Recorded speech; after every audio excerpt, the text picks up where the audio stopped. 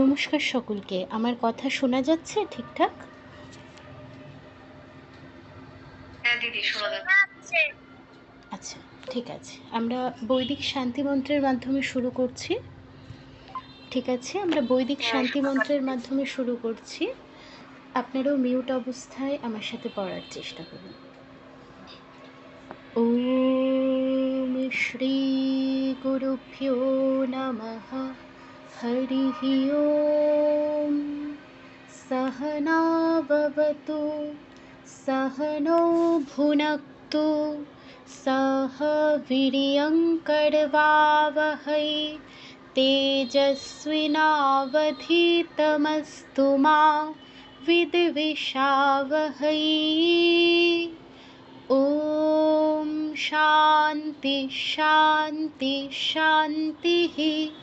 हरिः ॐ तत्सत्। আচ্ছা, আজকে আমাদের প্রথম ক্লাস। তো আমি আমার পরিচয়টা একটু দিই। আমার নাম প্রসারী ভট্টাচার্য। আমি চট্টগ্রাম বিশ্ববিদ্যালয়ে অধ্যয়নরত আছি, আর বেদান্ত শিক্ষা কার্যক্রমের সাথে একদম শুরু থেকে যুক্ত আছি, একদম প্রথম দিন থেকে।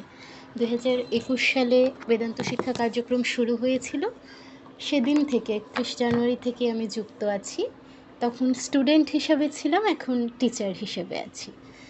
তো আমাদের অনেকগুলো কোর্স আছে। আপনারা কালকে উদ্বোধনী অনুষ্ঠানে আমাদের সম্পর্কে বিস্তারিত জানতে পেরেছেন। তো আমি সেই বিষয়ে আর যাচ্ছি না, আমরা আমাদের মূল ক্লাসে ঢুকে যাই। তো আমরা গীতার উচ্চারণ শিখতে এসেছি এবং গীতার প্রেক্ষাপট সম্পর্কে আমরা সবাই জানি। গীতা তো আমাদের সবার ঘরে আছে, সবচেয়ে পরিচিত শাস্ত্র বলা যায় গীতাকেই। মানে আমরা পড়ি আর না পড়ি, লাল কাপড়ে মুড়িয়ে রাখতে হলেও গীতা আমাদের সবার ঘরেই আছে। বেসিক যেই জিনিসটা, যে গীতায় 18টা অধ্যায়, 700টা শ্লোক মূলত কৃষ্ণ আর অর্জুনের কথোপকথন হলো গীতা। এগুলো আমরা সবাই জানি। মাঝে যদিও সঞ্জয় আর ধৃতরাষ্ট্রের কিছু কথা আছে। তো এরপর আমি প্রেক্ষাপটটা একটু সংক্ষেপে বলে নিই, যেহেতু আজকে আমাদের প্রথম ক্লাস। অনেক ছোট বাচ্চাও আছে, তাদের জ্ঞাতার্থে। বড়রা হয়তো জানেন যে গীতায় মূলত কৃষ্ণ আর অর্জুনের কথোপকথন আছে। অর্জুন এখানে শিষ্য আর কৃষ্ণ হচ্ছে গুরু। তো অর্জুন যুদ্ধক্ষেত্রে গেছেন, তার বংশেরই লোক, তার ভাইয়েরা বিভিন্ন অন্যায় করেছেন, দ্রৌপদীকে অসম্মান করেছেন, অন্যায়ভাবে তাদের রাজ্য কেড়ে নিয়েছেন, যেটা তাদের প্রাপ্য সেটা তাদেরকে দেয়নি। তো অন্যায় করতে করতে তাদের পাপের ঘড়া পূর্ণ হয়ে গেছে। বিষয়টা প্রতিশোধের নয়, কিন্তু অন্যায়ের বিরুদ্ধে ন্যায় প্রতিষ্ঠার জন্য এই যুদ্ধ। কিন্তু অর্জুন যখন যুদ্ধ করতে গেল, মানে যুদ্ধক্ষেত্রে গেল, অর্জুনের মতো বীর যোদ্ধা, অর্জুনের তুল্য কিন্তু বীর যোদ্ধা খুব কমই আছে। আমরা খুব কম যোদ্ধারই উদাহরণ পাই অর্জুনের মতো বীর। তো অর্জুনের মতো যোদ্ধা এই আত্মীয় বন্ধু চারিদিকে দেখে দুর্বল হয়ে গেল। যাদের জন্য রাজ্য জয় করবে বা রাজ্য জয় করার পর যাদের নিয়ে থাকবে, তাদেরকেই মেরে যুদ্ধ জয় করতে হবে, এটা দেখে এই শঙ্কায়, এই ভয়ে তিনি দুর্বল হয়ে গেলেন। আমরা অর্জুন বিষাদ যোগের অর্থগুলো যদি পড়ি, আমরা ওখানে দেখতে পাবো যে অর্জুনের শরীর কাঁপছে, অর্জুন ঘেমে যাচ্ছে, অর্জুনের হাত থেকে ধনুক পড়ে যাচ্ছে, এরকম হলো পরিস্থিতি। তিনি কৃষ্ণকে বলছেন যে তিনি যুদ্ধ করবেন না। তখন শ্রীকৃষ্ণ তাকে উজ্জীবিত করার জন্য, তাকে তার ওই ভয়টা কাটানোর জন্য কিছু কথা তাকে বললেন। এগুলোই মূলত গীতার উপদেশ। আর এগুলো শোনার পর কি হলো, যে অর্জুন একটু আগে বলেছিল যে আর যুদ্ধ করব না, আমি সন্ন্যাস নিয়ে চলে যাব, সে উঠে যুদ্ধ করা শুরু করলো। তো এইখান থেকে একটা বেসিক আমরা উপদেশ পাই যে গীতা মানুষকে সবল করে। অর্জুন কিন্তু এই উপদেশ শুনে সন্ন্যাস নিতে চলে যায়নি, বা পূজার ঘরে গিয়ে পূজা করেনি, যজ্ঞ করেনি, কীর্তন করেনি। কি করেছে? উঠে দাঁড়িয়েছে, সংগ্রাম করেছে। তার মানে গীতা মানুষকে সংগ্রামী করে। এই বেসিক উপদেশটা আমরা এর থেকে পাই। এখন গীতা বলুন, চণ্ডী বলুন, বা বেদ উপনিষদ যেই শাস্ত্রই বলুন, সব শাস্ত্র আমাদের যে নিজেদের শাস্ত্রগুলো সংস্কৃত ভাষায় রচিত। আমাদের নিজেদের শাস্ত্র যদি সংস্কৃত ভাষায় রচিত হয়, তার মানে আমাদের নিজেদের ভাষা সংস্কৃত। আমাদের প্রত্যেকেরই উচিত যে সংস্কৃত ভাষাটা জানা। হয়তো বিভিন্ন পরিস্থিতির কারণে, নিজেদের ব্যস্ততার কারণে সংস্কৃত ভাষাটা শেখা হয়ে ওঠে না, জানা হয়ে ওঠে না। ওই গুটি কয়েক যে সংস্কৃত জানা লোক, তারা যে অনুবাদটা করে গেছেন, আমরা সেটাই পড়ি, সেটাই দিনের পর দিন আওড়াই। ঠিক আছে, ওটাই কোনো অসুবিধা নেই, এটা করাই যায়। কিন্তু মূল শাস্ত্র পাঠ আমরা বাংলা তো সবাই পড়তে পারি, তো আমরা যদি বাংলার মতো করে সংস্কৃত পড়ি, সেই শাস্ত্র পাঠের আনন্দটা কিন্তু আমরা পাবো না। কখন পাবো আমরা সেই আনন্দ? যদি মেধোসমণি সুরত আর সমাধিকে যেভাবে চণ্ডী বলেছেন, কিংবা যমরাজ নচিকেতাকে যেভাবে কঠোপনিষদ বলেছেন, সেইভাবে যদি আমরা শাস্ত্রগুলো পাঠ করতে পারি, কিংবা শ্রীকৃষ্ণ অর্জুনকে যেভাবে গীতার উপদেশগুলো দিয়েছেন, সেইম উচ্চারণে সেইমভাবে যদি আমরা শাস্ত্রগুলো পড়তে পারি, সেই আনন্দটা কিন্তু আমরা প্রকৃতপক্ষে লাভ করতে পারবো। নয়তো এভাবে বাংলার মতো যদি পড়ে যাই, যদা যদা হি ধর্মস্য গ্লানির্ভবতি ভারত, আমরা মূল আনন্দটা পাবো না। আর ওই যে উচ্চারণ, ওই যে একটা কি বলবো, একটা উচ্চারণের ভঙ্গিমা, ভাষার সৌন্দর্য, সেটা আয়ত্ত করার জন্যই আমাদের এই কোর্স। আমাদের আজকের মূল বিষয় হচ্ছে সংস্কৃত উচ্চারণ। যদিও আজকের এক ক্লাসে ওটা শেষ হবে না, আমাদের 2 বা 3টে ক্লাস লাগবে উচ্চারণের, তারপর হচ্ছে আমরা মূল গীতার শ্লোকে যাব। তো আজকে আমাদের প্রথম ক্লাস। আমি একটা ডকুমেন্ট শেয়ার করছি, আপনারা আমাকে জানাবেন ডকুমেন্টটা দেখতে পাচ্ছেন কিনা। একটু ওয়েট করুন।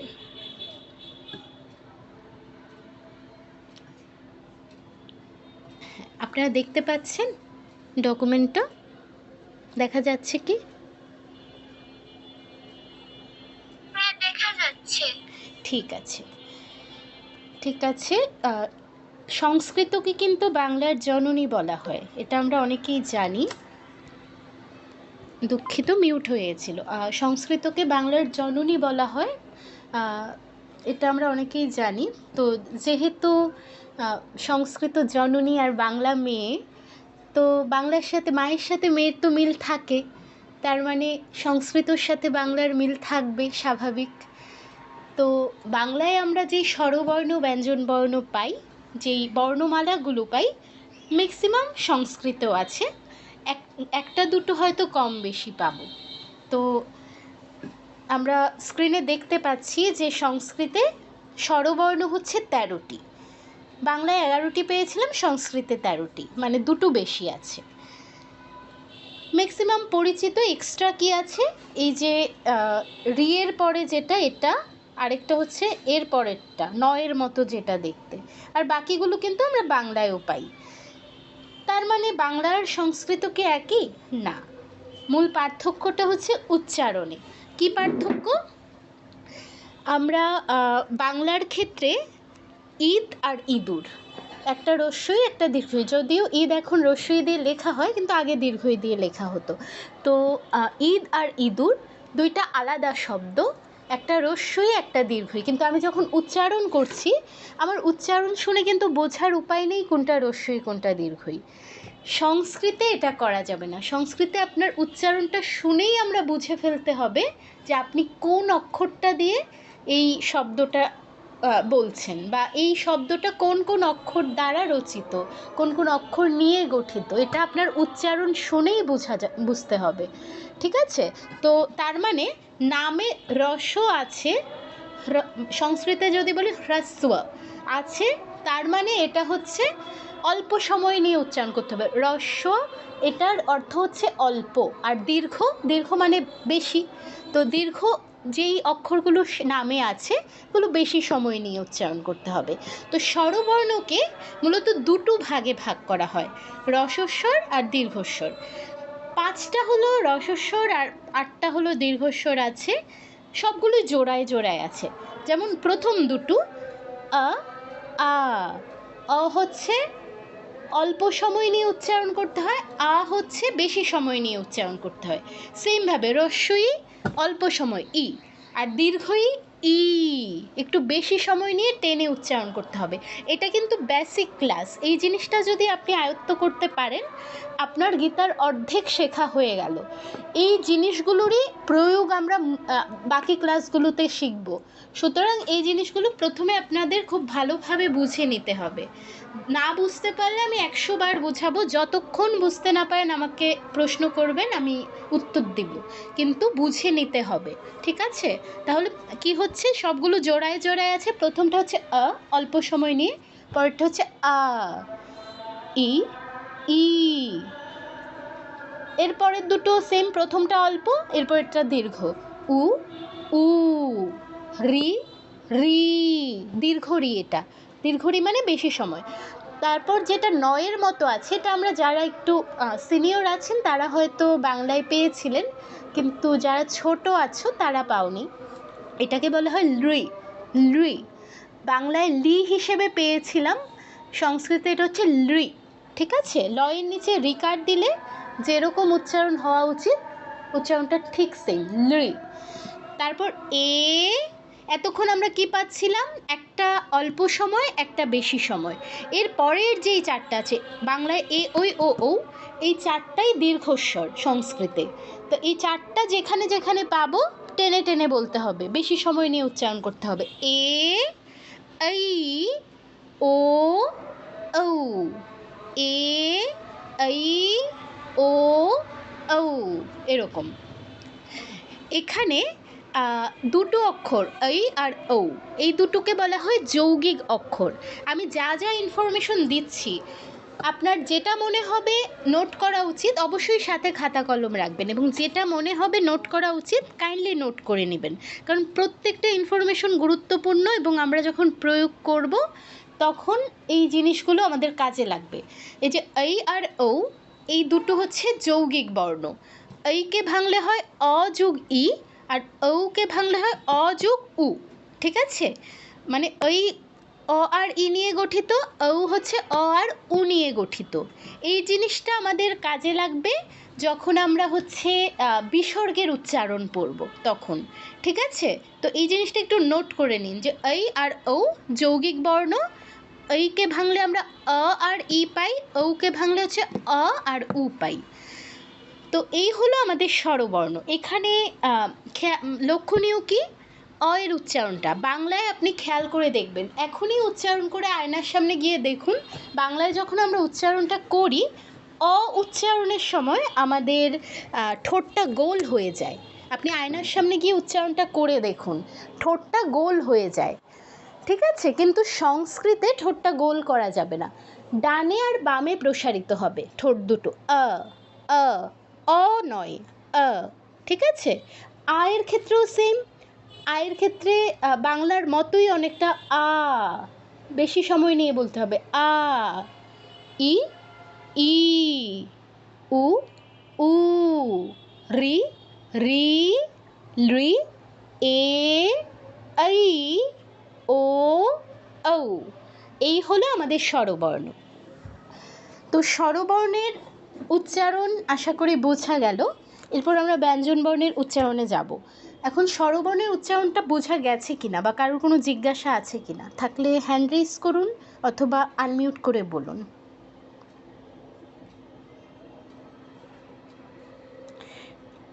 কারোর কোনো অসুবিধা আছে?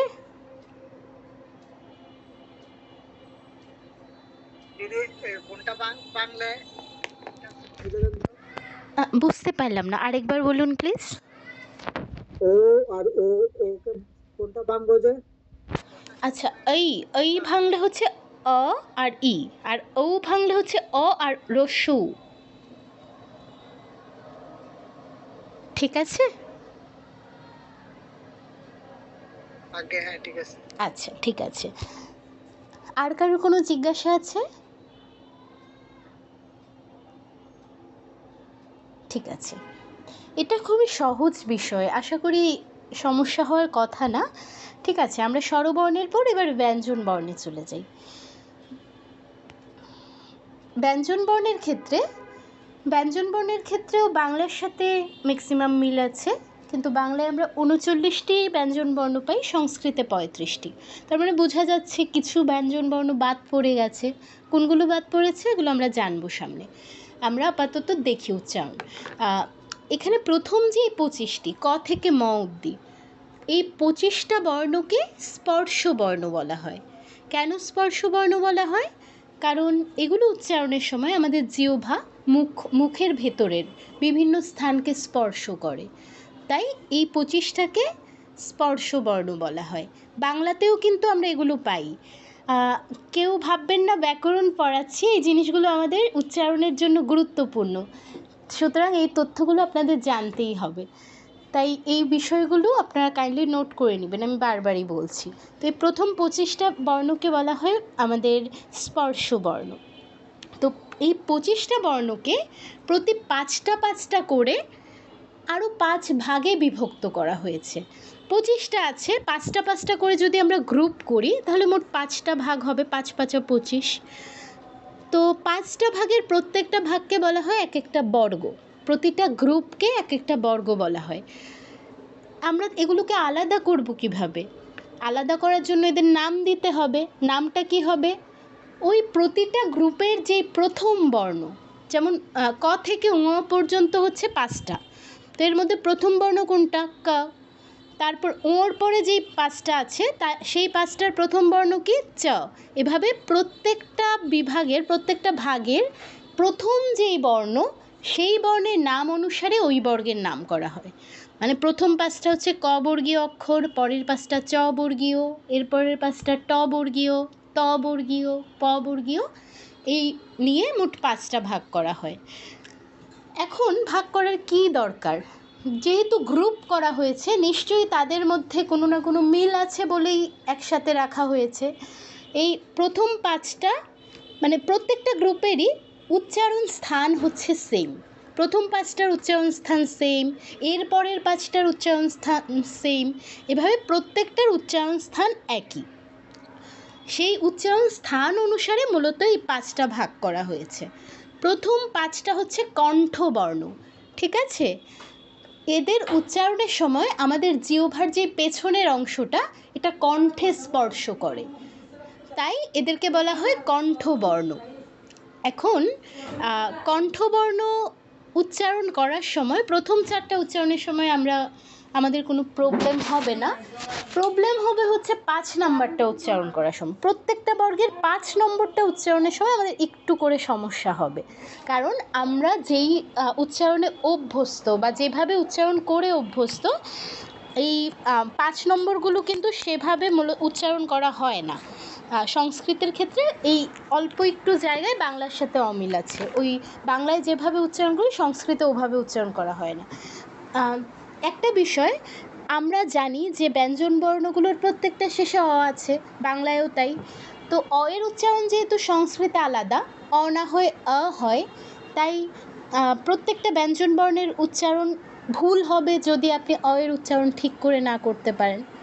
তাই আমাদের প্রথম টাস্ক হচ্ছে অ এর উচ্চারণ ঠিক করা। আমরা একভাবে অভ্যস্ত, তো শুরুতেই আপনার অ চলে আসবে না, ঠিক আছে? তো এটা নিয়ে ফ্রাস্ট্রেটেড হওয়ার কিছু নেই, আপনি বারবার প্র্যাকটিস করলে অবশ্যই চলে আসবে। তো এটা আমরা আস্তে আস্তে প্র্যাকটিস করে নিয়ে আসবো। এবার আমরা উচ্চারণে যাই, কণ্ঠবর্ণগুলোর উচ্চারণ করি। দেখুন, অ যখন ক এর সাথে যুক্ত হবে কি হবে? ক। ক। সেমভাবে খ, গ, ঘ, ক, খ, গ, ঘ। খেয়াল করে দেখবেন পেছনে জিহ্বার পেছনের অংশটা কিন্তু কণ্ঠেই টাচ করছে। ক, খ, গ, ঘ, এই 4টা উচ্চারণের ক্ষেত্রেই সেমভাবে জিহ্বার পেছনের অংশটা কণ্ঠে টাচ করছে। তো আমি বাংলায় 5 নম্বরটাকে কি বলি? উমো বা উঙো। এবার একটু খেয়াল করে দেখুন তো, উমো বা উঙো আমরা কি ক খ গ ঘ যেভাবে উচ্চারণ করছি সেমভাবে হচ্ছে না, তার মানে উচ্চারণটা ভুল। মাস্ট কণ্ঠেই টাচ করতে হবে। ক যেভাবে উচ্চারণ করছি জিহ্বার অবস্থানটা সেমভাবে পরিবর্তন হতে হবে। সেভাবে যদি না হয় তার মানে আপনার উচ্চারণটা ভুল। তা উচ্চারণটা কীরকম হবে? ঙ, ঙ, ক খ গ ঘ ঙ। উঙো বা উমো নয়, ঙ। ক, খ, গ, ঘ, ঙ। এই হলো কণ্ঠবর্ণের উচ্চারণ। তারপরে যেগুলো আছে সেগুলোর উচ্চারণ স্থান হচ্ছে তালু। জিহ্বা তালুতে স্পর্শ করে এই বর্ণগুলো উচ্চারণ করে। এখন তালু কোনটা? তালু হচ্ছে দন্ত আর হচ্ছে মূর্ধার মাঝে যে অংশটা, এটা হচ্ছে তালু। মূর্ধা কোনটা আবার? কণ্ঠ থেকে একটু সামনের অংশটা হচ্ছে মূর্ধা, তারপরের অংশটা তালু, এরপর হচ্ছে দন্ত। ঠিক আছে? তো আমরা কিভাবে উচ্চারণ করব? চ, চ, জিহ্বা তালুতে স্পর্শ করে চ, ছ, জ, ঝ। সেমভাবে সেম স্থানে স্পর্শ করে চ, ছ, জ, ঝ। 5 নম্বরটা কি? বাংলায় বলি ইও, নিও, এরকম বলি, কিন্তু খেয়াল করে দেখুন ইও বা নিও উচ্চারণের সময় আমাদের দুইটা ঠোঁটের কাজে লাগছে, বা আমাদের মুখটা ডানে বামে প্রসারিত হচ্ছে, কিন্তু চ, ছ, জ, ঝ এই 4টা উচ্চারণের সময় কিন্তু এই জিনিসটা হচ্ছে না। তার মানে আমরা যে ইও বা নিও বলি সেটা সংস্কৃত উচ্চারণ নয়, সেটা ভুল।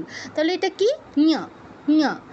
চ উচ্চারণের ক্ষেত্রে জিহ্বা যেখানে স্পর্শ করছেন, ঞ উচ্চারণের ক্ষেত্রেও জিহ্বা ঠিক সেখানেই স্পর্শ করতে হবে। চ, ছ, জ, ঝ, ঞ, চ, ছ, জ, ঝ, ঞ, এরকম। নিও বা ইও নয়। এই হলো আমাদের তালব্য বর্ণগুলো। এরপরে যেগুলো আছে এগুলোর উচ্চারণ স্থান হচ্ছে মূর্ধা। মূর্ধা কোনটা? একটু আগে বললাম, কণ্ঠ থেকে একটু সামনে আর তালু থেকে একটু পেছনে, কণ্ঠ আর তালুর মধ্যবর্তী যেই জায়গাটা, এটা হচ্ছে মূর্ধা। তো মূর্ধন্য যেই বর্ণগুলো যাদের উচ্চারণ মূর্ধায়, এদের উচ্চারণের ক্ষেত্রে আমাদের জিহ্বাটা একটু ফোল্ড করে একটু গোল করে নিয়ে ওই পেছনে মূর্ধায় টাচ করাতে হয়। টা, ঠা, ডা, ঢা, ড়া। টা, ঠা, ডা, ঢা, ড়া। ন নয়। দন্তন্য যেভাবে উচ্চারণ করি, বাংলায় কিন্তু হরিণ, নদী দুইটার কোনো পার্থক্য নেই।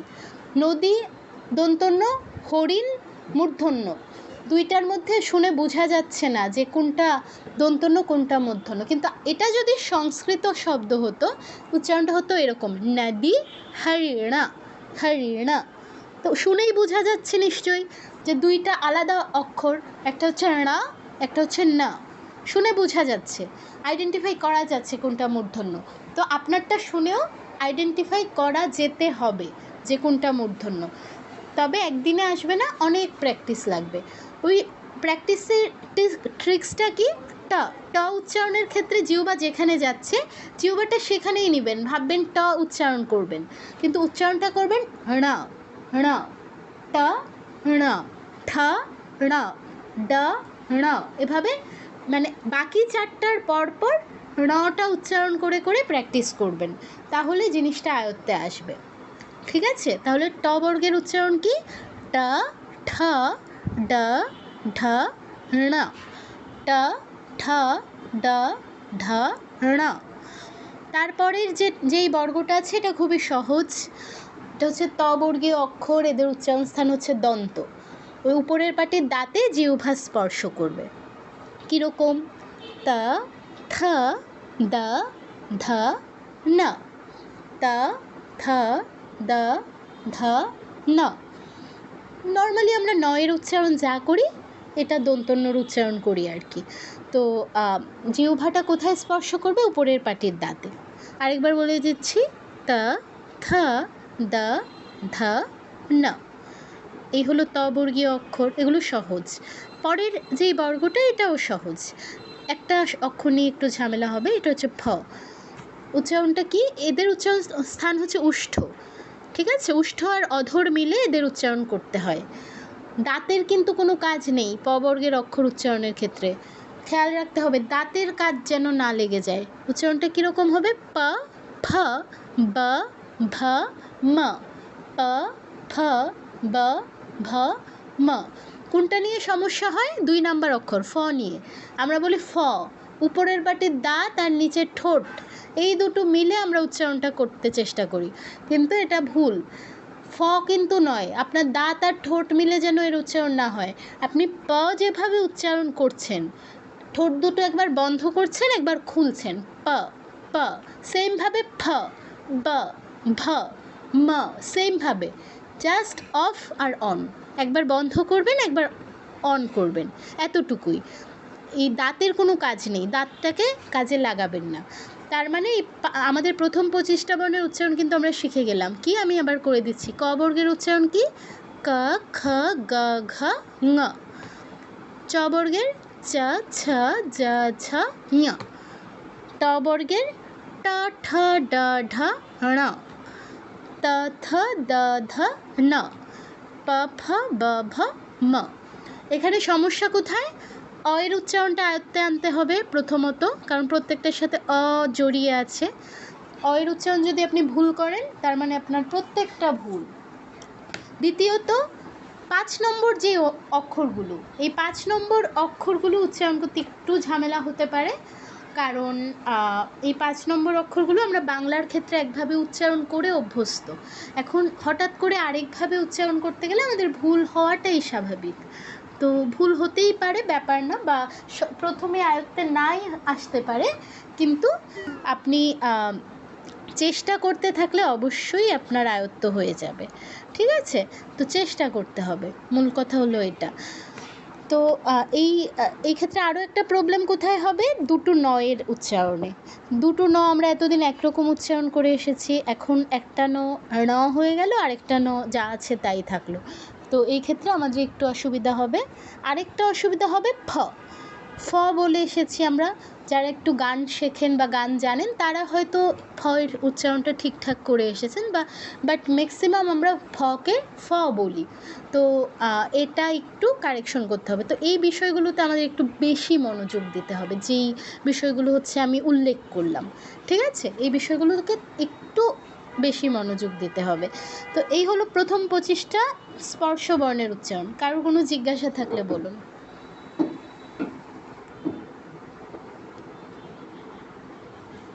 কারোর কোনো জিজ্ঞাসা আছে? কারোর জিজ্ঞাসা নেই মানে সবাই বুঝতে পেরে গেছি। এবার জিজ্ঞেস করলে আশা করি পারবেন।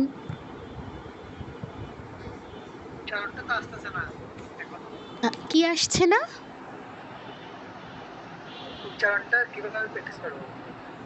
উচ্চারণটা ওই আমি অডিও দেব, সেটা শুনে শুনে বারবার প্র্যাকটিস করতে হবে। একদিনে আসবে না, কারণ আপনি একটা উচ্চারণে অভ্যস্ত। তো হঠাৎ করে আপনি একটা নতুন উচ্চারণে শিফট করতে গেলে অবশ্যই ভুল হবে, অসুবিধা হবে, কিন্তু বারবার প্র্যাকটিস করলে, বারবার অনুশীলন করলে অবশ্যই চলে আসবে, ঠিক আছে? আর কারো কোনো জিজ্ঞাসা থাকলে বলুন, কোনোটা নিয়ে কনফিউশন থাকলে বলুন, যে এই জিনিসটা আরও একবার বলে দেওয়া দরকার বা বুঝতে পারছেন না। দিদি ও ইউ আর তোর জন্য নতুন উচ্চারণটা যদি আপনি আরেকবার বলেন। হ্যাঁ, এটা হচ্ছে প্রথম যেটা বলেন, বাংলায় যেটা উ বা উমো বলে, এটা হচ্ছে ঙ ঙ। আর তারপরে যেটা আছে এটা হচ্ছে ঞ। এরপরটা ণ। আমি একটু পরে ভিডিও খুলে দেখাবো, আমার মুখের অবস্থানের পরিবর্তনটা আপনাদের দেখতে হবে, দেখে বুঝতে হবে। আমি একটু পরে দেখাবো, অসুবিধা নেই। আমি আবার বলে দিচ্ছি, ঙ ঞ ণ ন ম। এই 5টা, এই 5 নম্বর অক্ষরগুলোর একটা নাম আছে, এটা আমরা বাংলায়ও পেয়েছি। 5 নম্বর অক্ষরগুলোর নাম হচ্ছে অনুনাসিক ধ্বনি। এরা হচ্ছে ক বর্গের অনুনাসিক ধ্বনি কোনটা যদি আপনাকে জিজ্ঞেস করা হয়, আপনাকে বলতে হবে ঙ, মানে উ যেটা আর কি। তারপর চ বর্গের অনুনাসিক ধ্বনি কোনটা, ঞ। ট বর্গের ণ। এভাবে প্রতিটা বর্গের যে 5 নম্বর অক্ষর, এগুলো হচ্ছে আমাদের অনুনাসিক ধ্বনি। আর এই অনুনাসিক ধ্বনি কোনগুলো,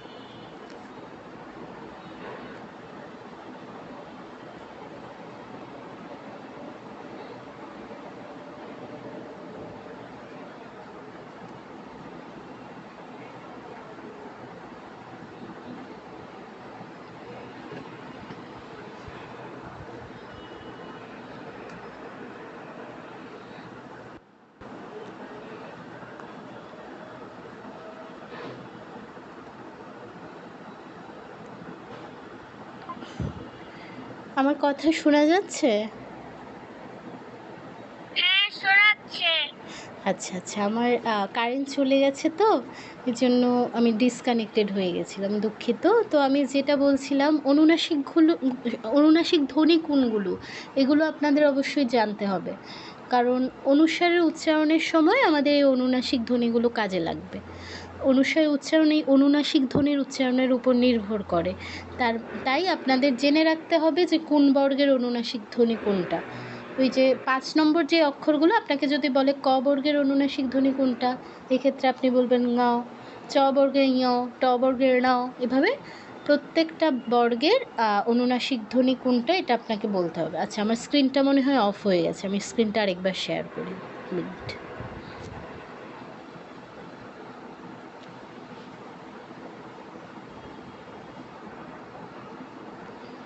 একটু ওয়েট করুন, আমি স্ক্রিনটা একবার শেয়ার করে নিই।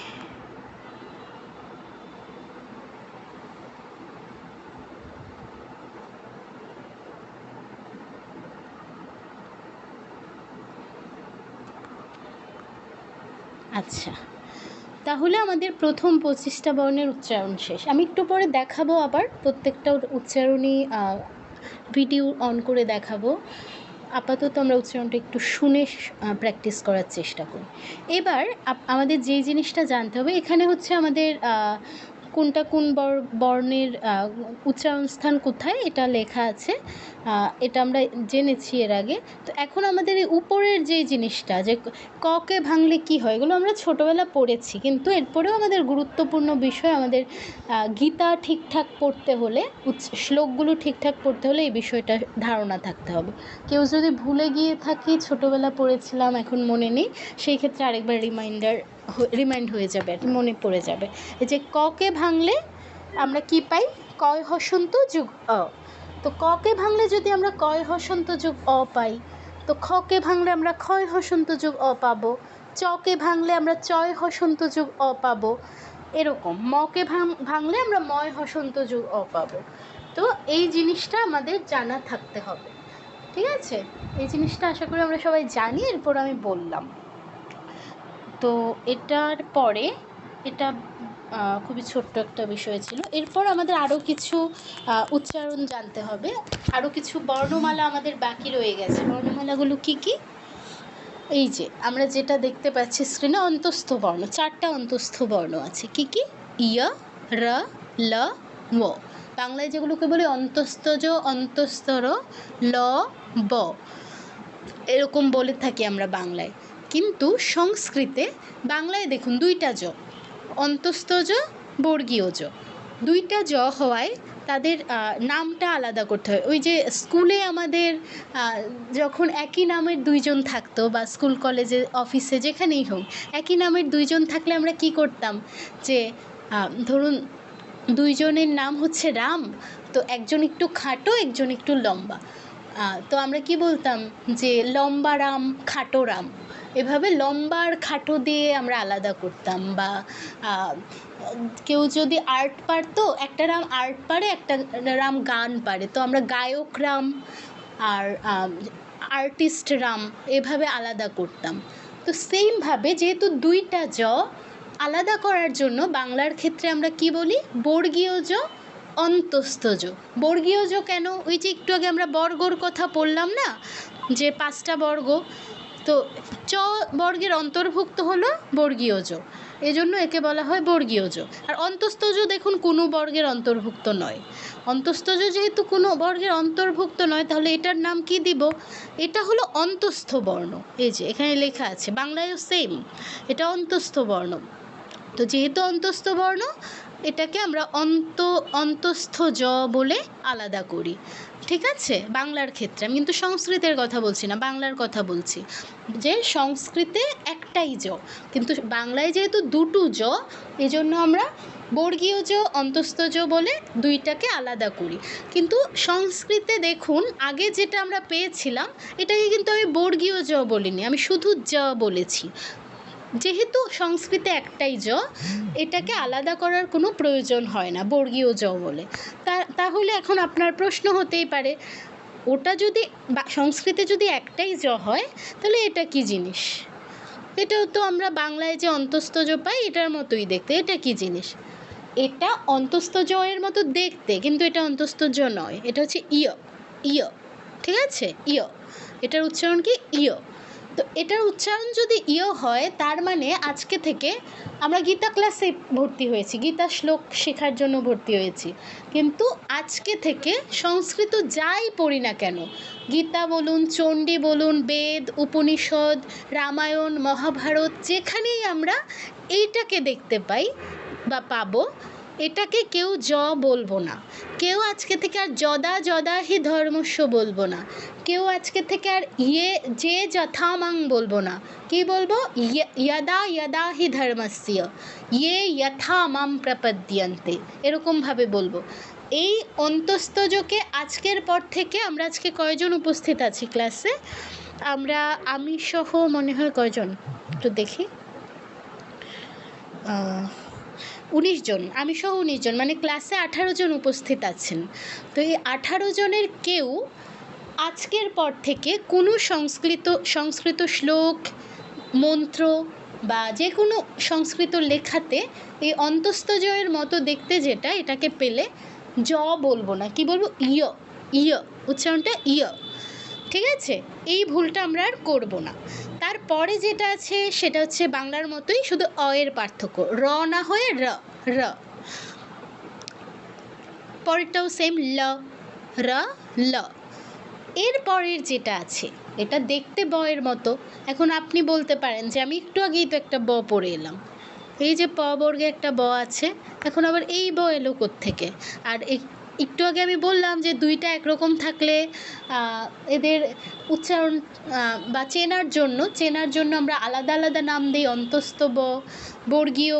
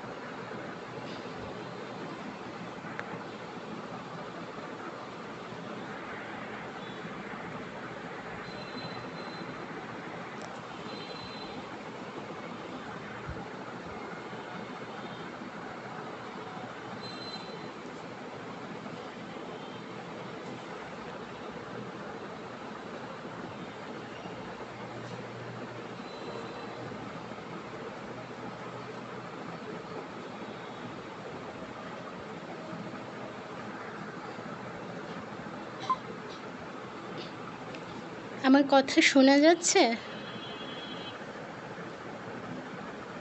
হ্যাঁ, শোনা যাচ্ছে।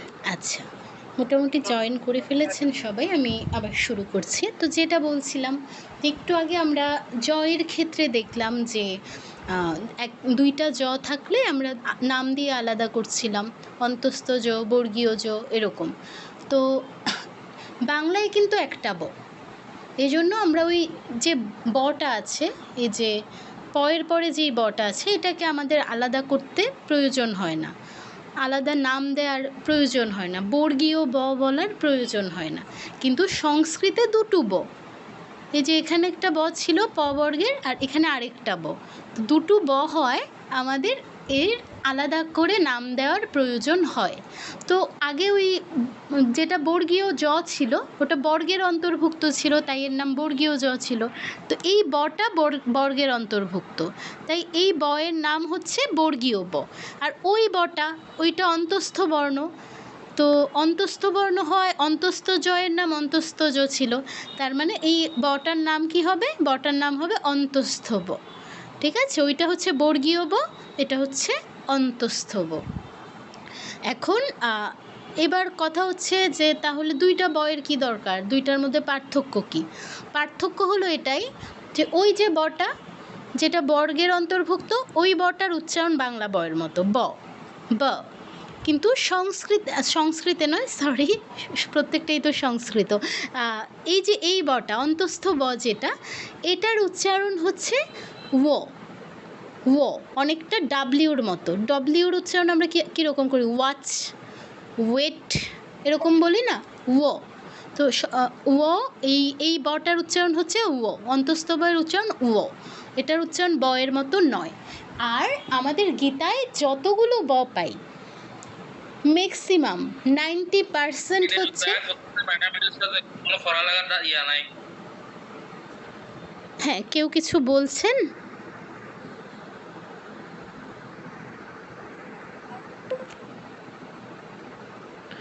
কেউ দয়া করে আনমিউট করে আশপাশে কথা বলবেন না, কাইন্ডলি একটু খেয়াল করবেন নিজের মাইকটা অফ আছে কি না, নয়তো ক্লাসে বিঘ্ন হয়। যাই হোক, যেটা বলছিলাম, এই বয়ের উচ্চারণ হচ্ছে ও। আর গীতায় যে বগুলো আমরা পাবো, ম্যাক্সিমাম 90% হচ্ছে আমাদের এই ও, আর 10% হচ্ছে ব।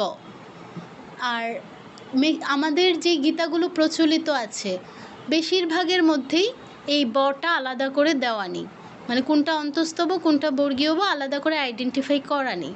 তাই আমরা ম্যাক্সিমাম হচ্ছে বাংলা বয়ের মতো উচ্চারণ করে চলে যাই, আর আমাদের উচ্চারণটা ভুল হয়। সংস্কৃতে একটা ডটেরও খুব গুরুত্ব। আমরা যদি উচ্চারণটা চেঞ্জ করে দিই, বয়ের জায়গায় ও আর ওয়ের জায়গায় ব পড়ি, তাহলে আমাদের অর্থ পরিবর্তন হয়ে যেতে পারে। তাই এই বিষয়টায় আমাদের সাবধানতা অবশ্যই অবলম্বন করতে হবে। হয় আমাদের সংস্কৃতের কোনো গীতা, মানে সংস্কৃত হরফে আছে এরকম কোনো গীতা সংগ্রহ করতে হবে, অথবা যেই গীতার মধ্যে এই ব আর অন্তস্থ ব আলাদা করা আছে সেই গীতা কালেকশন করতে হবে। তো ওইটা কিভাবে আলাদা করে দেয়া থাকে দেখুন, আমি একটু দেখাই। এখানে তো স্ক্রিন শেয়ারের অপশন পাচ্ছি না। আচ্ছা, এখানেই আমি লিখে দেখানোর চেষ্টা করছি, নিচের দিকে একটু খেয়াল করুন। যেই গীতাগুলোতে আইডেন্টিফাই করা আছে এই গীতাগুলোতে দেখবেন যে যেটা অন্তস্থ ব, হ্যাঁ, এই অন্তস্থ বটা যেটা বর্গীয় ব, এটা দেখতে বাংলা বয়ের মতো লেখা নেই। যেটা বাংলা বয়ের মতো লেখা সেটা হচ্ছে মূলত অন্তস্থ ব। এটার উচ্চারণটা কীরকম? অনেকটা এরকম। এটা কিন্তু আমি জাস্ট বোঝানোর জন্য বলছি, এটা কোথাও লিখবেন না বা কাউকে লিখে দেখাবেন না, আমি জাস্ট উচ্চারণটা বোঝার সুবিধার্থে বলছি। ও এরকম। আর যেটা দেখতে, আমি এটা একটু মুছে দিই, যেটা দেখতে হচ্ছে আমাদের বাংলা বইয়ের মতো নয়, কীরকম, ভিতরে একটা ছোট্ট করে দাগ দেয়া থাকে, এরকম ভেতরে একটা ছোট্ট করে দাগ দেয়া থাকে, এটা মূলত বাংলা বইয়ের মতো উচ্চারণ। তো এরকম গীতা আপনাকে সংগ্রহ করতে হবে যেই গীতায় এই বটা আলাদা করে দেওয়া আছে, নয়তো আপনার উচ্চারণটা কিন্তু ঠিকঠাক হবে না। তো আমরা যেই গীতাটা ফলো করি এটা আমরা দিয়ে দিয়েছি গ্রুপে। এছাড়াও জগদীশ্বরানন্দজির লাল গীতাটায় সম্ভবত ব আর অন্তস্থ ব আলাদা করা আছে। উদ্বোধন কার্যালয়ের যে পুঁথি গীতা, এটাতেও সম্ভবত আলাদা করে দেওয়া আছে। তবে আমরা এটা ফলো করি, চাইলে এটা সংগ্রহ করে নিতে পারেন। ওই দিনাজপুর রামকৃষ্ণ মিশন থেকে প্রকাশিত যে গীতাটা, এটা ফলো করি। তো এটা চাইলে সংগ্রহ করে নিতে পারেন, নিকটস্থ রামকৃষ্ণ মিশনে আশা করি পেয়ে যাবেন, অথবা যদি না পান তো চট্টগ্রাম রামকৃষ্ণ মিশন থেকেও কুরিয়ারের মাধ্যমে নিতে পারবেন। তো এই গীতাটা চাইলে সংগ্রহ করতে পারেন, অথবা যে কোনো সংস্কৃত হরফে আছে, কিংবা যে কোনো গীতা যেটা এই দুটো আলাদা করে দেওয়া আছে এরকম গীতাটা সংগ্রহ করতে হবে, নয়তো আপনারা উচ্চারণটা ঠিকঠাক করতে পারবেন না। যাই হোক, এই ছিল আমাদের অন্তস্থ বর্ণের উচ্চারণ। এটার কোনো পিডিএফ ফাইল আমার কাছে নেই, তো কারোর কাছে যদি থাকে তাহলে একটু দিয়ে দিবেন, অথবা ইন্টারনেটে একটু সার্চ করে দেখবেন আছে কি না। আমি ঠিক বলতে পারছি না, আমার কাছে নেই, আমার কাছে হার্ড কপি আছে। আচ্ছা, ঠিক আছে, তাহলে অন্তস্থ বর্ণগুলোর উচ্চারণ কীরকম হবে? ইয়া, রা, লা, ও। এর মধ্যে দুইটা ইয় আর ও, এই দুটোর উচ্চারণটা একটু আমাদের আয়ত্ত করতে সমস্যা হতে পারে, বাকিগুলো কিন্তু সহজ। র আর ল এই দুটো সহজ, অয়ের উচ্চারণ পারলে র আর ল সহজ। তারপর উষ্মবর্ণ উচ্চারণের সময় আপনি হাতটা যদি মুখের সামনে নেন দেখবেন গরম হাওয়া বের হচ্ছে, এই জন্য এদেরকে উষ্মবর্ণ বলা হয়। তো এর উচ্চারণটা কীরকম? বাংলায় আমরা শশা, ষাঁড়, সিংহ সব একরকম উচ্চারণ করি। শুনে বোঝার কোনো উপায় নেই শশাতে তালব্য স আছে না মূর্ধন্য স আছে না দন্ত স আছে, সিংহতে কোন স আছে কিংবা ষাঁড়ে কোন স আছে, বোঝার কোনো উপায় নেই। কিন্তু সংস্কৃতে আমি আগেও বলেছি, এটা শুনেই আপনার যে শ্রোতা তাকে অনুধাবন করাতে হবে, মুখ দিয়ে বলেই অনুধাবন করাতে হবে যে আপনি কোনটা উচ্চারণ করছেন। তো তার মানে এই তিনটা স্বরের উচ্চারণ আলাদা। নর্মালি এই তিনটা স্বকে বাংলায় আমরা যেরকম উচ্চারণ করে থাকি, এটা মূলত তালব্য স্বরের উচ্চারণ। তালব্য স্বরের উচ্চারণটা কি? স স, এরকম স। মূর্ধন্য স্বর উচ্চারণটা, তালব্য স্বরের উচ্চারণ স্থান হচ্ছে তালু। এর আগে আমরা তালব্য বর্ণ পেয়েছিলাম কিছু, কোনগুলো? চ, ছ, জ, ঝ, ঞ। তো চ উচ্চারণের ক্ষেত্রে, ছ, জ, ঝ এগুলো উচ্চারণের ক্ষেত্রে আমাদের জিহ্বা যেই জায়গায় স্পর্শ করছে ওইটাই তালু। তার মানে তালব্য স্বর উচ্চারণের ক্ষেত্রেও ওই জায়গাতে স্পর্শ করেই উচ্চারণটা করতে হবে। তারপর মূর্ধন্য স, নামেই আছে এর উচ্চারণ স্থান মূর্ধা। মূর্ধা কোনটা আমরা জেনেছিলাম, তালু আর কণ্ঠের মাঝখানে জিহ্বাটা ফোল্ড করে উচ্চারণ করতে হচ্ছিল আমাদের ওই মূর্ধন্য বর্ণগুলো, ট, ঠ, ড, ঢ, ণ। সেইমভাবে জিহ্বাটা ফোল্ড করে মূর্ধন্য স্বর উচ্চারণ করতে হবে। কীরকম? স স, তালব্য স্বর ছিল স, মূর্ধন্য স্বর হচ্ছে স। ঠিক আছে, শুনেই বুঝিয়ে দিতে হবে যে এটা মূর্ধন্য স্বর উচ্চারণ। তাহলে কি হলো? স আর স।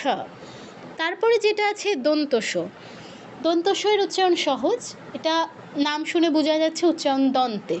এর আগে দন্তবর্ণ কোনগুলো পেয়েছিলাম? ত, থ, দ, ধ, ন। জিহ্বা উপরের পাটির দাঁতে স্পর্শ করছে। সেইমভাবে দন্ত স উচ্চারণের ক্ষেত্রেও উপরের পাটির দাঁতে উচ্চারণ করবে। উচ্চারণটা কীরকম? স স স। অনেকটা ইংরেজি অ্যাসের উচ্চারণ, বলি না SUN, সান সান, স এরকম। সেটের ক্ষেত্রে অ্যাসের উচ্চারণ যেমন করছি, সানের ক্ষেত্রে অ্যাসের উচ্চারণ যেমন করছি, সো এখানে অ্যাসের উচ্চারণ যেমন করছি, দন্ত স উচ্চারণটা মূলত ওরকম। এখন কেউ দন্ত স-কে ছয়ের সাথে তুলনা করে। কেউ যদি আপনাকে বলে দন্ত স-এর উচ্চারণ ছয়ের অনুরূপ, এই জিনিসটা আপনি কখনো নেবেন না বা কখনো মাথায় ঢোকাবেন না। আমি ছ আর দন্ত স উচ্চারণ করছি, আপনি শুনে দেখুন, দুইটার মধ্যে আকাশ পাতাল তফাৎ। একটা হচ্ছে ছ, একটা হচ্ছে স।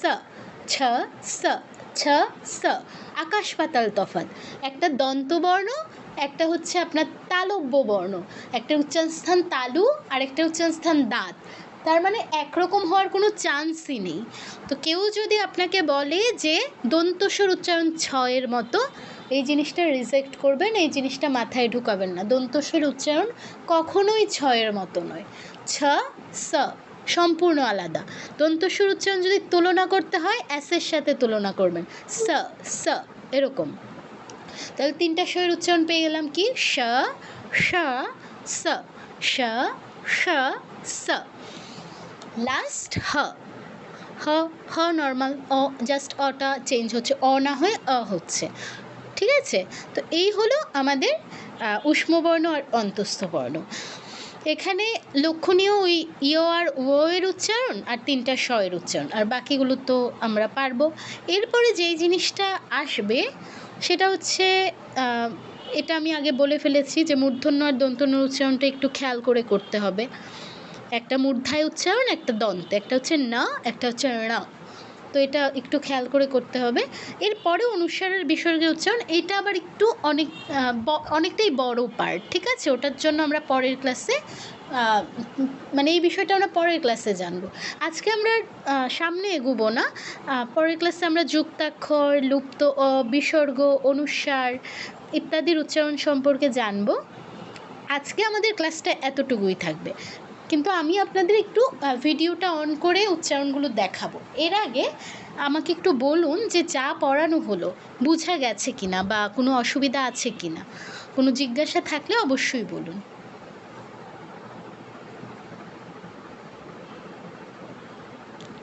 কারোর কোনো জিজ্ঞাসা আছে?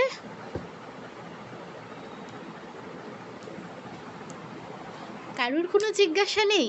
বাহ, আচ্ছা, কারোর কোনো জিজ্ঞাসা? হ্যাঁ হ্যাঁ, বলুন বলুন। ক্লাসগুলো রেকর্ড থাকে? আমি আসলে ক্লাসে খুব লেটে জয়েন করেছি, একটু আগেই। উচ্চারণের 3টা ক্লাস মাস্ট রেকর্ড পাবেন, বাকিগুলো আমি বলতে পারছি না, কারণ আমি আসলে হোস্টেল থেকে ক্লাসগুলো কন্ডাক্ট করি, তো আমার কাছে সবসময় ল্যাপটপ থাকে না, তো আমি রেকর্ড করতে পারি না, কিন্তু উচ্চারণের 3টা ক্লাসের রেকর্ড আপনি পাবেন। আচ্ছা, ঠিক আছে, অসংখ্য ধন্যবাদ। হ্যাঁ হ্যাঁ, ঠিক আছে। আর কারোর কোনো জিজ্ঞাসা আছে এমনি উচ্চারণ আজকে যতটুকু পড়ানো হয়েছে সেগুলো নিয়ে? আচ্ছা, তো কারোর কোনো কিসের উচ্চারণ, কিসের আমি বুঝতে পারিনি, আরেকবার বলুন। ব এবং অন্তস্থ ব এর উচ্চারণটা আরেকবার। আচ্ছা, আমি সবগুলোই বলে দিব, সবগুলোই বলে দিচ্ছি, ভিডিও অন করে বলে দিচ্ছি।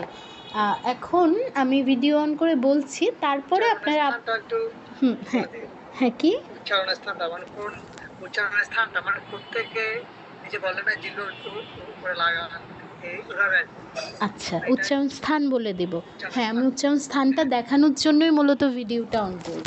ঠিক আছে, আর কিছু? আচ্ছা, ঠিক আছে, আমি ভিডিওটা অন করে দেখাচ্ছি। এরপর আমি আবার জিজ্ঞাসা নিব, কারো যদি জিজ্ঞাসা থাকে তখন বলুন। একটা মিনিট।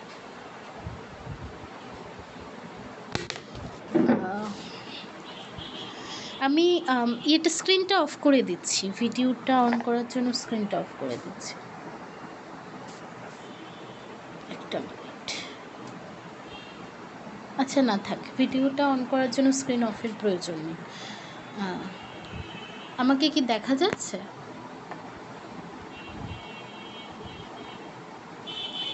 আমাকে দেখা যাচ্ছে কিনা একটু বলুন। না, দেখা যাচ্ছে না। যাচ্ছে না? তাহলে মনে হয় এটা অফ করতে হবে। না, দেখা যাচ্ছে না, নামটা দেখা যাচ্ছে না। দাঁড়াও, একটা মিনিট। দেখা যাচ্ছে না। ঠিক আছে, আমি তাহলে স্ক্রিনটা অফ করে দিচ্ছি।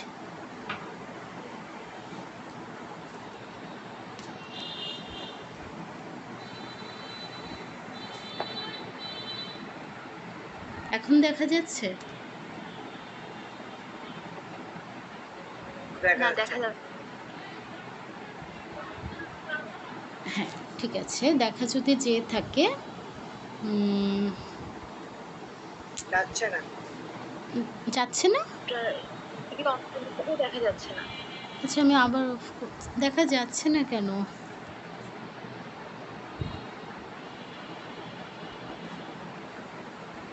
এখন দেখা যাচ্ছে?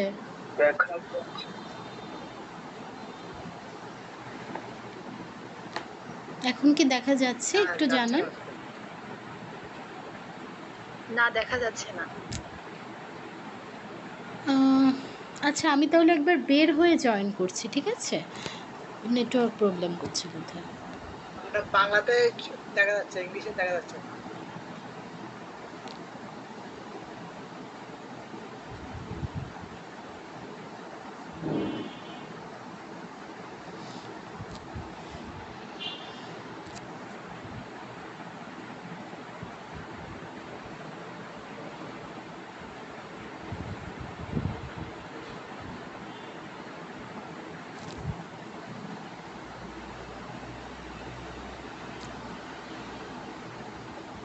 হ্যাঁ, এইবার দেখা যাচ্ছে।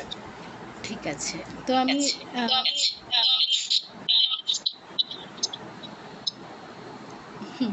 আচ্ছা, যেটা বলছিলাম, আমি উচ্চারণটা তাহলে মুখে করে দেখাচ্ছি, আপনারা একটু খেয়াল করুন যে আমার মুখের অবস্থানটা কোথায় পরিবর্তন হচ্ছে। স্বরবর্ণের ক্ষেত্রে আপনারা কাইন্ডলি মিউট রাখবেন। ম্যাম, আসলে আমি কি? স্ক্রিনে কেউ কিছু বললেন, আমি ঠিক বুঝতে পারলাম না। আপনাকে দেখা যাচ্ছে না আসলে স্ক্রিনে। দেখ, আচ্ছা আপনার একটা কাজ করুন, ডান থেকে বামে একটু স্লাইড করলে আমার নামটা দেখা যাবে। ওখানে দেখবেন আমার ভিডিওটা দেখা যাচ্ছে, ওইটায় ডাবল ক্লিক করলে আপনারা দেখতে পাবেন, পিন করে দিলে আর কি। ঠিক আছে, পেয়েছি। দেখা যাচ্ছে। হ্যাঁ হ্যাঁ। তো স্বরবর্ণের ক্ষেত্রে প্রথমেই যেটা আসে অ। তো অ এর ক্ষেত্রে দেখুন, খেয়াল করে দেখুন, আমি বাংলা উচ্চারণ করছি অ, ঠোঁটটা গোল হয়ে যাচ্ছে অ। সংস্কৃতে কি হচ্ছে আ, আ, দুই পাশে প্রসারিত হচ্ছে অ, আ। পার্থক্যটা নিশ্চয়ই বুঝতে পারছেন, একটা হচ্ছে অ, একটা হচ্ছে আ। সংস্কৃতে আ, বাংলায় অ। ঠোঁট গোল করা যাবে না, দুই পাশে প্রসারিত হতে হবে ঠোঁট দুটো। আয়ের ক্ষেত্রে আ, আ, আ, অবস্থান এক, উচ্চারণটা জাস্ট চেঞ্জ হচ্ছে আ, আ। আর টাইমটা চেঞ্জ হচ্ছে, অ অল্প সময় জুড়ে, আ হচ্ছে বেশি সময় জুড়ে। তারপর কি আসে রস্বই, কীরকম ই, ই, দীর্ঘই হচ্ছে ই, ই, ই, উ, উ, রি, রি, লৃ, এ, ऐ, ও, ঔ। এ, ऐ, একে কেউ এ বলবেন না, এ বলবেন না, এ কিন্তু বিকৃত উচ্চারণ, ঠিক আছে, বিবৃত উচ্চারণ, সরি, সংবৃত বিবৃত, এর দুই প্রকার উচ্চারণ হয়। তো যেটা সংবৃত উচ্চারণ সেটা মূলত এ এর উচ্চারণ, কীরকম এ, এ নয়, এ, এ নর্মালি এ। তারপর ऐ, ऐ, ऐ ভাঙলে আমরা বলেছিলাম অ আর ই পাই, এজন্য অ এর উচ্চারণটা করে ই এর উচ্চারণটা করে দিলে ऐ এর উচ্চারণ হয়ে যাবে ऐ, ऐ। ওই নয়, ওই বললে ঠোঁট আবার গোল হয়ে যায়, ঠিক আছে, ऐ, ऐ, ওই নয়। তারপর ও, ঔ, ও, ঔ, এরকম। ঔ এর ক্ষেত্রেও ও বলা যাবে না, ঔ, ঔ, দুই পাশে যেন প্রসারিত হয়। তো এই হলো স্বরবর্ণের উচ্চারণ, আমি আবার বলে দিচ্ছি আ, আ, ই, ই, উ, উ, রি, রি, লৃ, এ, ऐ, ও, ঔ। তো স্বরবর্ণের উচ্চারণটা কি বোঝা গেল? কারো কোনো জিজ্ঞাসা থাকলে বলুন।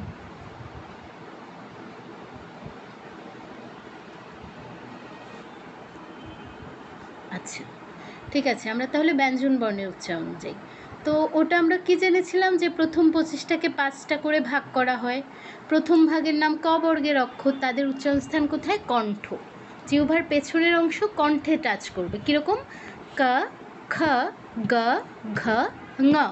খেয়াল করে দেখুন, আমি 5টা উচ্চারণের ক্ষেত্রেই ঠোঁটের অবস্থানের কোনো পরিবর্তন হচ্ছে না, যেরকম আছে, মানে প্রথমটা উচ্চারণের ক্ষেত্রে মুখটা যেরকম হয়েছে সেম এক্সপ্রেশনে আমি 5টাই উচ্চারণ করছি, কীরকম ক, খ, গ, ঘ, ঙ। ক, খ, গ, ঘ, উম এরকম বলছি না, কি হচ্ছে ক, খ, গ, ঘ, ঙ। এবার 5 নম্বরটা প্র্যাকটিসের উপায় হচ্ছে এই ক, খ, গ, ঘ, এই এক্সপ্রেশনটা ধরে রেখে আপনি ঙ উচ্চারণের চেষ্টা করবেন, তাহলে আশা করি চলে আসবে ক, খ, গ, ঘ, ঙ, ক, খ, গ, ঘ, ঙ, সেম এক্সপ্রেশনটা ধরে রাখবেন। তো এই 5টা হচ্ছে কণ্ঠবর্ণ। তারপর এগুলো হচ্ছে তালব্য বর্ণ, এদের উচ্চারণ স্থান তালু। কণ্ঠ থেকে একটু সামনে হচ্ছে মূর্ধা, তার থেকে একটু সামনে অর্থাৎ দাঁতের ঠিক পেছনের যে অংশটা, এটা হচ্ছে তালু। তো জিহ্বাটা তালুতে স্পর্শ করে আমাদের তালব্য বর্ণগুলো উচ্চারণ করতে হয়, কীরকম চ, ছ, জ, ঝ, ঞ, চ, ছ, জ, ঝ, ঞ। এই ক্ষেত্রেও সেম, আপনি খেয়াল করে দেখুন চ, ছ, জ, ঝ, ঞ, সেম এক্সপ্রেশনে বলছি আমি, কিন্তু একবার চ, ছ, জ, ঝ এভাবে এক্সপ্রেশন চেঞ্জ করছি না। চ, ছ, জ, ঝ, ঞ, সেম এক্সপ্রেশনে হবে। ইও, নিও, ইও, নিও বললে মুখের এক্সপ্রেশন চেঞ্জ হয়ে যায়, এটা করা যাবে না। চ, ছ, জ, ঝ, ঞ, চ, ছ, জ, ঝ, ঞ, এরকম। এর পরে যেগুলো আছে এগুলো হচ্ছে মূর্ধা, এদের উচ্চারণস্থান মূর্ধা। মূর্ধা কোথায়? কণ্ঠ থেকে ঠিক সামনে আর তালু থেকে ঠিক পেছনে, অর্থাৎ কণ্ঠ আর তালুর মধ্যবর্তী অংশ হচ্ছে মূর্ধা। তো এর উচ্চারণটা কীরকম? জিহ্বাটা একটু ফোল্ড হবে, একটু গোল হয়ে পেছনে, কণ্ঠ থেকে একটু সামনে আমাদের টাচ হবে। টা টা, এই যে জিহ্বাটা গোল হয়ে যাচ্ছে, এরকম হয়ে যাচ্ছে। টা ঠা ডা ঢা ড়া, টা ঠা ডা ঢা ড়া। এই ক্ষেত্রেও সেম, এক্সপ্রেশনের কোনো পরিবর্তন হবে না, সেমভাবে উচ্চারণ করতে হবে। টা ঠা ডা ঢা ড়া, এরকম। তারপর দন্তবর্ণ কীরকম? তা থা দা ধা না, এই যে জিহ্বাটা উপরের দাঁতে লাগবে। তা থা দা ধা না, তা থা দা ধা না, সেম এক্সপ্রেশনে। লাস্ট পবর্গীয় অক্ষর উচ্চারণস্থান উষ্ঠ। তো উষ্ঠ দুইটা ঠোঁট একবার অফ হবে, একবার অন হবে। পা পা, কি হচ্ছে? অফ হচ্ছে, অন হচ্ছে। পা, সেমভাবে ফ প ফ ব ভ ম। এই ক্ষেত্রে আমরা যেই ভুলটা করি, আমরা বলি ফ ফ, এই দাঁত আর ঠোঁট মিলে ফ এর উচ্চারণ করি, ভুল। ফ ফ ঠ প ফ ব ভ ম, সেমভাবে।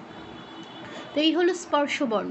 তারপর যেগুলো অন্তস্থ বর্ণ, ইয়, জ নয়, ইয়, র, ল, ও, ও এর উচ্চারণটা খেয়াল করুন।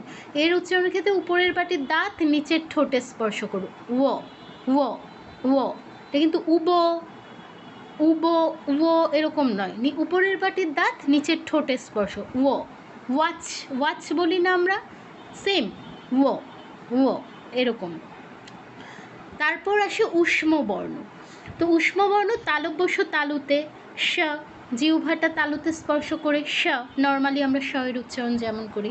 তারপর মূর্ধন্যসর ক্ষেত্রে জিহ্বাটা ফোল্ড হয়ে ট এর ক্ষেত্রে যেরকম পেছনে চলে গেছিলো, মূর্ধায় টাচ করেছিল, সেমভাবে স স স স।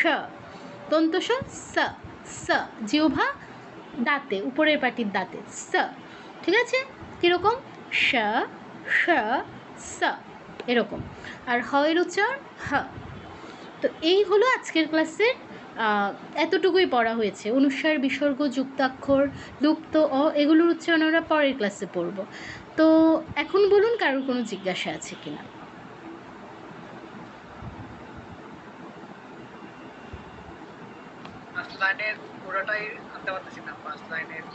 কথাটা কেটে যাচ্ছে, আরেকবার কাইন্ডলি বলুন। পঞ্চম লাইনের আশাটাই আনতে পারতেছি না। আপনি আনতে পারবেন না, এটাই স্বাভাবিক। আপনাকে বারবার প্র্যাকটিস করতে হবে, বাকি চারটার সাথে মিলিয়ে। আচ্ছা, আমি প্র্যাকটিসের উপায়টা একটু বলি। প্র্যাকটিসের উপায়টা হচ্ছে, আপনি বাকি চারটার সাথে মিলিয়ে বলবেন। ক ঙ, ক ঙ, খ ঙ, গ ঙ, ঘ ঙ, তারপর চ ঞ, ছ ঞ, জ ঞ, ঝ ঞ, এভাবে প্র্যাকটিস করবেন। মানে ক বলে পরের বারও ক উচ্চারণের উদ্দেশ্যেই জিহ্বাটা কণ্ঠে স্পর্শ করাবেন, কিন্তু উচ্চারণ করবেন ঙ, ক ঙ, খ ঙ, ঘ ঙ, এভাবে, গ ঙ, এভাবে। সেমভাবে টানা ঠনা ডনা ঢনা, এভাবে প্র্যাকটিস করতে হবে। প্রথম দিনে আসবে না, একদিনে হয় না।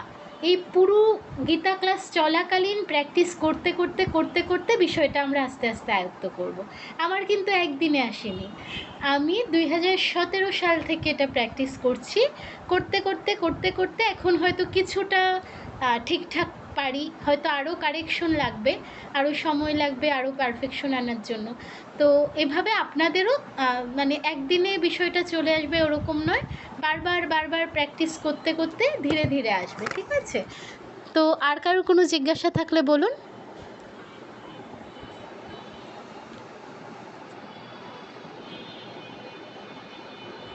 আছে কারোর জিজ্ঞাসা? দুইটা নয়ের উচ্চারণটা একটু কাটতে। আচ্ছা, দুইটা নয়ের উচ্চারণ, একটা হচ্ছে হ্যাঁ, একটা হচ্ছে ড়া আর একটা হচ্ছে না। নর্মালি যেটা আমরা বাংলায় উচ্চারণ করি দুইটা নয়ের ক্ষেত্রেই, ওইটা হচ্ছে দন্ত নয়ের উচ্চারণ ন ন, আর মূর্ধন্য হচ্ছে ণ, জিহ্বাটা ফোল্ড করে মূর্ধায় ণ ণ ণ এরকম। ঠিক আছে? এগুলো নিয়ে আপনারা টেনশন করবেন না, আমি আপনাদের অডিও রেকর্ড দিয়ে দেব, আর এই ক্লাস পুরোটারই রেকর্ড আপনারা পাবেন, ক্লাস শেষেই পেয়ে যাবেন কিছুক্ষণের মধ্যে। তো এগুলো নিয়ে টেনশন করবেন না, উচ্চারণের 3টা ক্লাসের রেকর্ডই আমরা দিয়ে দিব, কোনো অসুবিধা নেই। এগুলো আপনারা বারবার বারবার শুনে শুনে প্র্যাকটিস করতে পারবেন। এমনি বোঝা গেছে বিষয়টা? বুঝাতে পেরেছি কি? হ্যাঁ। ঠিক আছে। এখন আপনারা যদি আমাকে জিজ্ঞাসা না করেন, দুইটা বিষয় হতে পারে, হয় আমি বুঝাতে পারিনি, নয় আপনারা সব বুঝে গেছেন। দ্বিতীয়টা হলে তো খুব ভালো, কিন্তু প্রথমটা হলে আমাকে অবশ্যই বলতে হবে যে আমি এই জায়গাটা বুঝাতে পারিনি, তাহলে আমি আবার চেষ্টা করব, বারবার চেষ্টা করব, কিন্তু মুখ ফুটে বলতে হবে। আর এটা আপনি ভাববেন না যে এই আপনাকে দেখে কে কী বলছে, যে এখানে অনেকেই সিনিয়র আছেন, এখন আপনার মনে হতে পারে আমি অ আ ক খ জোরে জোরে পড়বো, আমার বাচ্চা কি বলবে, আমার বাসায় যে ছোটরা আছে তারা তো আমাকে নিয়ে উপহাস করবে, হাসাহাসি করবে। এই ইয়েটা যদি আপনার মনে চলে আসে, আপনি কিন্তু শিখতে পারবেন না। উচ্চারণ কখনোই মনে মনে উচ্চারণ করে শেখা যায় না, আপনার শিখতে হলে অবশ্যই জোরে জোরে উচ্চারণ করতে হবে, জোরে জোরে মুখে এনে বলতে হবে। মুখে যখন আপনি উচ্চারণটা করবেন, আপনি আমার উচ্চারণটা তো শুনেছেন বা শুনবেন অডিও রেকর্ডে, তো আপনি যখন জোরে উচ্চারণ করবেন আপনার নিজের কানেই নিজের ভুলটা ধরা পড়বে। ঠিক আছে? তো তখন আপনি নিজেই বুঝতে পারবেন আপনার কোথায় কারেকশন দরকার। কিন্তু মনে মনে উচ্চারণ শিখতে গেলে আপনার মনে হবে আপনি শিখে গেছেন, আসলে আপনার কিছুই শেখা হবে না। তো আয়নার সামনে দাঁড়িয়ে আপনি যখনই সময় পাবেন একটু করে উচ্চারণ করার চেষ্টা করবেন, আপনি নিজেই বুঝতে পারবেন কোথায় কারেকশন দরকার। আর যে কোনো সময় যে কোনো সমস্যা হলে এরকম নয় যে আমি ক্লাসে পড়িয়ে গেছি, এরপর আবার পরের ক্লাসের জন্য অপেক্ষা করতে হবে আমাকে কোনো জিজ্ঞাসা করার জন্য। যে কোনো জিজ্ঞাসা যে কোনো সময় আপনি আমাকে মেসেজ করলে পাবেন। যদি আমি ওই টাইমে অ্যাভেলেবেল না থাকি, আমি পরে যখন আসবো অনলাইনে তখন আমি রিপ্লাই করার চেষ্টা করব। আর যদি ধরুন কল দেওয়ার প্রয়োজন হয়, কল দিবেন। যদি আমি কলটা ধরতে না পারি, আমি অবশ্যই আপনাকে ব্যাক করব। আপনার যখনই যেই জিজ্ঞাসা আসবে মনে, অবশ্যই আমাকে জানাবেন। আমার যদি জানা থাকে আমি সেই জিজ্ঞাসা নিবৃত্তি করার চেষ্টা করব। আর এমনি আপনার রেকর্ড একটু পরে পেয়ে যাবেন। তো আমাদের ক্লাসের সময় মোটামুটি শেষ, আরও বেশি হয়ে গেছে 15 মিনিট। তো কারোর যদি আর কোনো জিজ্ঞাসা না থাকে আমরা ক্লাসটা শেষ করব। কেউ কিছু বলতে চাইলে বা যে কোনো কিছু যদি বলতে চান আনমিউট করে বলতে পারেন।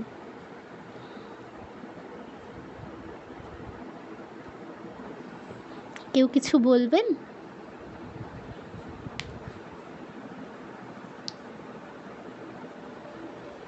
ঠিক আছে, কেউ কিছু বলছেন না, অসুবিধা নেই। পরবর্তীতে যদি মনে হয় যে আপনাদের কিছু বলার আছে আমাকে বলবেন, সরাসরি মেসেজ করবেন, গ্রুপে তো মেসেজ পারমিশন অফ আছে। হ্যাঁ, কিছু বলবেন মহোদয়? না না না, গ্রুপে মেসেজ দেওয়ার অপশন নেই, ওটা দেওয়া হয় না, কারণ আমরা গুরুত্বপূর্ণ যেই তথ্যগুলো পাঠাবো, একটু পরে রেকর্ডিং দিব, ওগুলো আপনি মেসেজিং করলে উপরে চলে যায়, অনেক সময় অনেকে দেখতে পায় না। তো আমাকে সরাসরি মেসেজ দিবেন, ওখানে অ্যাডমিন হিসেবে আমার নাম্বারটা আছে, আমাকে সরাসরি মেসেজ দেবেন, বা আমি এখন যেই নম্বর থেকে মেসেজ করব ওটাতে সরাসরি মেসেজ দেবেন আর কি। ঠিক আছে? ঠিক আছে, তাহলে আমরা শান্তি দিয়ে ক্লাসটা শেষ করছি। আপনারাও আমার সাথে সাথে মিউট অবস্থায় শান্তি দিবেন।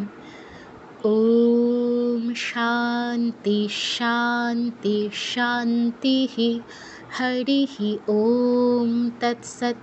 শ্রীরামকৃষ্ণার্পণমস্তু। সবাইকে নমস্কার, সবাই ভালো থাকবেন, শুভরাত্রি।